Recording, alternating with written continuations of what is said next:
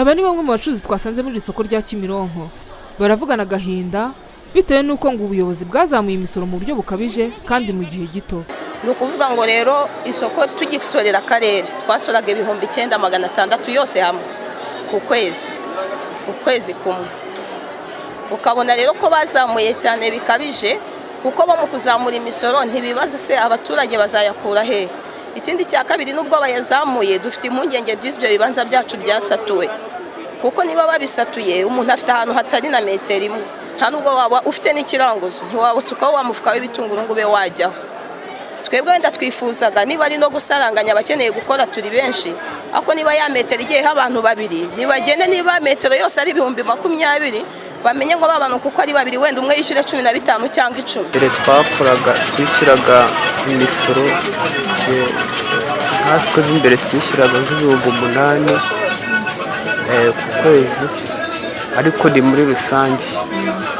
Ariko bigeze aho ngaho aho umushoramari twumvise ngo yaguze isoko n'irikiri rya leta basigaye baduca amafaranga menshi cyane ku buryo bayakubye hafi ko dutanga 29 n'amafaranga 500. Uretse izamuka ry'umusoro kandi ngo aba bacuruzi ntibakibona abakiriya bitewe nuko hari agasoko gakorera mu nkengero ry'iyi soko rya Kimironko ku buryo abakiriya ariho bahahira mu masaa 11 za mu gitondo kugera saa 2. Dufite n'isoko hanze ubu ryarangiye ubu bamwe biryamiye bamaze gucuruza abaryamye none twebwe tuje gufata amafaranga ya nyuma.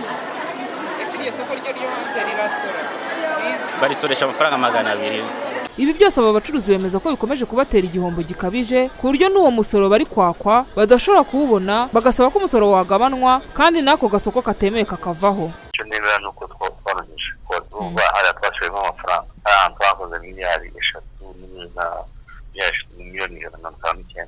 Ubu amafaranga yose rero aho kuvuga ngo ndango nayo twishyuza ngo wenda yanava kuvuga ngo yavamo ngo twishyure na bye twafashe mu banki ntabwo bishoboka. Cyo ntabwo numva hari abantu bataro baturuka hirya no hino cyakare baraza bagacuruza. Cyo niho bisanzwe ntabwo rero babona aho bagomira mu isoko ngo bajye gucuruza bafite tuvuga abantu rero batwabaha igihe gito cyane ngo wenda saa 11 kugira nka saa 10 rero abantu bacuruza nta hantu twabashyira ngo ubona batubashyira ingana kandi ntabwo tubasoresha abo ngaho ntabwo tubasoresha. Nubwo uyu muyobozi ahakana ko imisoro yongerewe muri iri soko ariko aba bacuruzi bavuga ko amafaranga y'ubukode yongerewe bigatuma iyo bayateranije n'ubusoro batanga menshi rimwe na rimwe bikanagira ingaruka mu buryo batangaga imisoro ya leta. Kuri bo bagasanga rero kuba iri soko ryareguwe abikorera bitakabaye impamvu yo kubatsikamira dore ko iri soko rikigengwa n'akarere ka Gasabo ibi bibazo batahuraga nabyo.